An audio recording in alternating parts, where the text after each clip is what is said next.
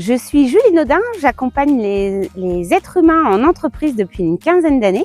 J'étais consultante en organisation, aujourd'hui je suis coach professionnel et j'ai aussi une petite nouveauté, c'est que je suis Equicoach. Donc c'est ça qui fait qu'on se réunit aujourd'hui à Moret-Saint-Denis dans ce beau centre équestre où je vais aller chercher mon partenaire, Lennox, donc partenaire équin, pour une séance d'Equicoaching. Suivez-moi.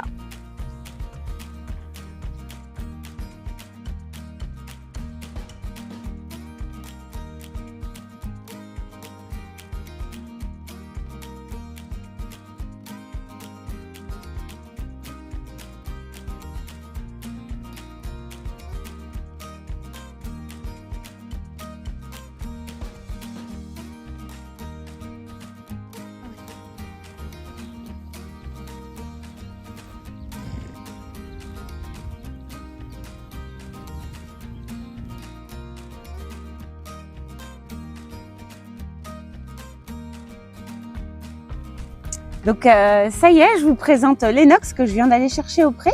Lennox, c'est le cheval que j'utilise dans mes accompagnements individuels et d'équipe. Moi, je suis coach professionnel. Je propose des séances de coaching individuel et de coaching d'équipe. Et sur certaines séances, j'intègre du coup la dimension cheval sur des formats, soit des séances de 2 heures sur des séances individuelles, ou des formats d'une journée à 2 jours sur des séances collectives. Donc sur les séances individuelles, on va travailler un point particulier intégré dans un processus de coaching individuel. Donc généralement, c'est sur un rendez-vous de 2 heures autour du cheval. Et on proposera des exercices pour travailler un sous-objectif d'un processus de coaching individuel. Sur du travail en équipe, donc accompagnement d'équipe autour du cheval, on est un petit groupe autour du cheval, donc j'allais dire 6-8 personnes maximum. Sinon, ça nous fait appel à 2 chevaux et 2 équicoachs, donc c'est possible aussi, mais c'est une plus grosse équipe, équestre en tout cas. Et on peut travailler donc sur plusieurs thématiques autour du cheval, soit sur les thématiques des relations interpersonnelles, les liens entre les équipes, la communication aussi entre les membres d'une équipe, aussi travailler la dynamique managériale, comment l'équipe et le manager s'organisent entre eux, la dynamique d'équipe. Et on peut aussi réunir des groupes de pairs de managers pour travailler plus sur des thématiques de leadership. Donc pourquoi je propose aujourd'hui le média cheval dans mes accompagnements ? Tout d'abord parce que moi-même je suis une passionnée d'équitation depuis que je suis enfant. J'ai eu des chevaux pendant une trentaine d'années et donc ça a toujours fait partie de mon quotidien. Donc je suis très contente de pouvoir le proposer aujourd'hui dans mon métier auprès des gens que j'accompagne. Dernier point à préciser, oh il se remet vers nous. Dernier point à préciser, on n'est pas obligé d'être à l'aise avec les chevaux pour participer à des séances d'équicoaching individuelles ou collectives. Le travail se fait à pied autour du cheval, donc en aucun cas on ne monte à cheval. Le travail se fait à pied autour et de façon sécurisée. Donc on peut avoir quelques appréhensions, ça n'empêche pas de pouvoir venir et peut-être même de passer un très bon moment.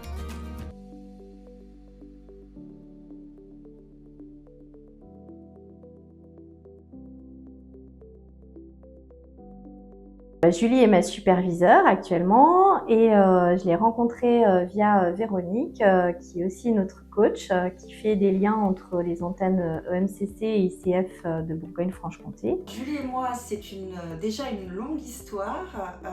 Nous nous sommes connus parce que nous avons toutes les deux travaillé dans le même organisme de formation et on avait cette chance-là d'être binômes. On animait toutes les deux, moi une équipe d'administratifs, d'assistants de formation et puis elle une équipe de consultants formateurs. Et notre job c'était de faire travailler nos équipes ensemble.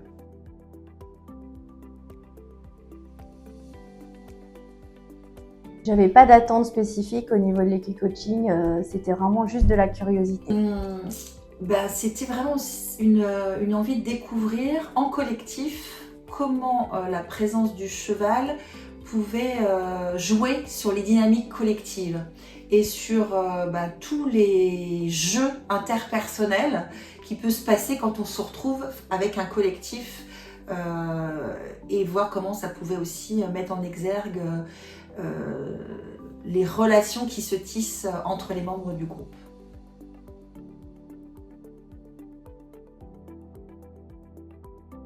Très cadrée, professionnelle dans le sens où elle nous a vraiment bien expliqué en début de séance ce qu'on allait, voilà, comment on allait pratiquer, quels étaient les exercices qu'elle allait nous proposer. Et puis il y a aussi quand même une approche qui est très intuitive où elle va s'adapter beaucoup à l'autre et où elle va forcément adapter aussi son mode de communication, ses outils dans la séance. Alors Julie, elle sait partager et transmettre sa passion du cheval, donc on sent que c'est une véritable amoureuse du cheval, et donc on se sent déjà dans un environnement en confiance. Elle sait aussi créer un cadre sécurisant, parce qu'on peut avoir un peu d'appréhension. Voilà, moi j'aime les chevaux, mais je suis pas super à l'aise. Donc je trouve que ce qui est important, c'est le cadre sécurisant. Et puis aussi le fait qu'elle arrive à proposer des outils qui sont hyper justes. Certes, il faut poser un cadre, mais il faut aussi laisser le groupe émerger en tant que groupe et intervenir, mais quand c'est nécessaire, mais sans vouloir imposer au groupe une façon de faire. C'est tout l'intérêt aussi des approches en coaching.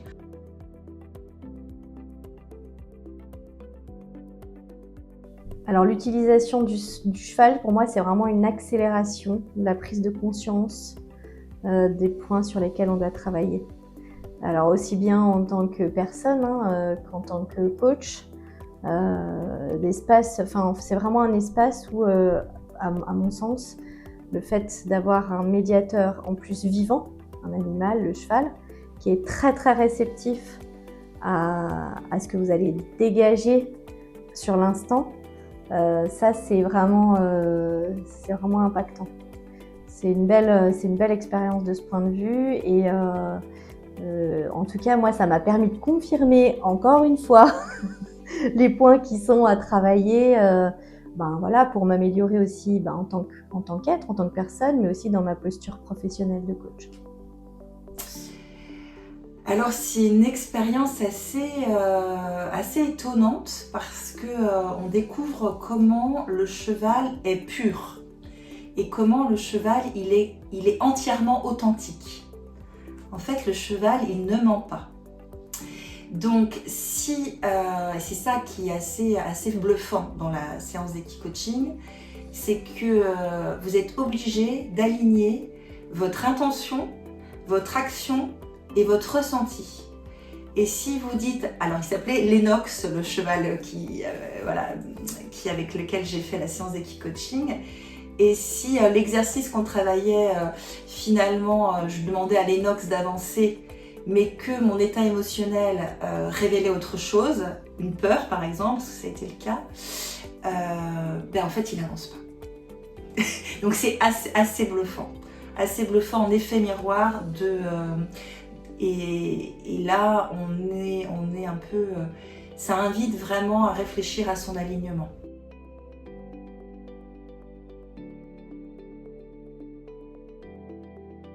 Alors oui, les principaux bénéfices, je dirais que c'est vraiment de pointer du doigt le point à travailler en fait en soi. Ça c'est vraiment impactant parce que parfois on peut tourner autour de ça pendant plusieurs mois, pendant plusieurs années. Avec le cheval, en fait, on entre dans quelque chose de très influent. Il a pas de mental, le cheval, donc il va vraiment réagir à la posture intérieure qu'on a, et ça c'est hyper impactant, je trouve. Mais de la même manière que ça l'est avec les enfants, quand on a décidé intérieurement quelque chose, le message passe beaucoup mieux que quand on n'est pas vraiment décidé à l'intérieur, mais qu'on voudrait quand même faire. Ben là c'est pareil. En fait, il s'agit vraiment de relier le cœur, le corps et ce qu'on pense, donc d'avoir un objectif clair à l'intérieur de soi. Et ça, c'est aussi une des évolutions, c'est-à-dire que c'est des choses qu'on sait, Mais du coup, là, je fais beaucoup plus attention à ça. Je suis plus attentive, en fait, aux mécanismes que je vais avoir à l'intérieur de moi. Et si à l'intérieur de moi, je suis bien alignée, alors je sais que dans la matière, ou en tout cas dans la relation avec l'autre, ça va être beaucoup plus clair. Et ça, la relation avec le cheval, elle ment pas, quoi. C'est vraiment hyper impactant de ce point de vue. Que cette séance, elle a mis en lumière à quel point la communication est un art et que c'est vraiment, comment un groupe, s'il ne fixe pas son cadre de fonctionnement, s'il ne fixe pas ses modalités et s'il ne prend pas le temps de s'écouter et d'écouter les uns les autres, peut un peu s'auto-saboter. Donc c'est vraiment, ça a été vraiment des prises de conscience, à la fois que effectivement communiquer est véritablement un art dans un collectif, pour arriver à faire que ce collectif il soit de plus en plus, il développe vraiment son plein potentiel. C'était la première prise de conscience. Et la deuxième prise de conscience, c'est que il appartient aussi à chacun dans un collectif de prendre sa place. Et de ne pas forcément attendre de l'autre, d'oser dire ses ressentis, ce avec quoi il est ok, ce avec quoi il n'est pas ok, et que on a tous une co-responsabilité en fait dans un groupe, à la fois d'écouter ce qui est partagé par les autres, mais aussi nous-mêmes d'oser dire ce dont on a besoin. Donc vraiment c'était je trouve hyper intéressant sur les dynamiques collectives.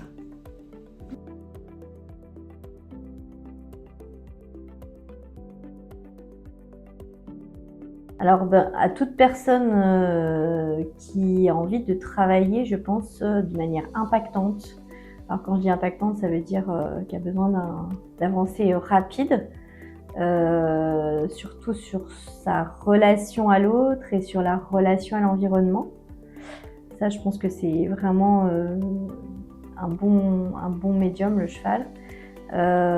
Mais aussi, bien sûr, à toutes les équipes. Parce que là, en dynamique collective, c'est des séances qui mettent à jour tous les points bloquants. Ça va vraiment mettre à jour le point de vue systémique. Et je trouve que ça, c'est génial parce que autant on va mettre à jour les blocages, autant du coup, on va pouvoir essayer de construire quelque chose, une solution, de co-construire une solution grâce à ça. Alors, je recommanderais ce type de séance à des équipes qui veulent travailler leur cohésion et qui veulent travailler leur modalité de communication. En fait, je trouve que ça met en exergue les dynamiques collectives et puis le fait qu'il y a des choses qui sont assez subtiles. Et pour passer d'une équipe dysfonctionnelle à une équipe qui fonctionne et qui est efficiente, parfois ça se joue à pas grand-chose, à des ajustements, et ça peut vraiment mettre en exergue ça. C'est-à-dire qu'entre un collectif qui dysfonctionne et un collectif qui fonctionne, il y a des ajustements qui sont à poser et qui sont souvent de l'ordre du subtil et qui sont souvent, quand même principalement, liés à des problématiques de posture et de communication. Impactante. Voilà, c'est une expérience impactante parce que c'est une expérience directe. Une expérience de l'instant, vraiment à l'instant T, dans le corps, dans la tête. Donc c'est vraiment, on est impacté en entier, de manière intégrale, j'ai envie de dire. Voilà. Moi, alors un mot, ça va être compliqué, mais je pense plutôt à pour moi, c'est une mise en lumière des dynamiques collectives visibles et invisibles.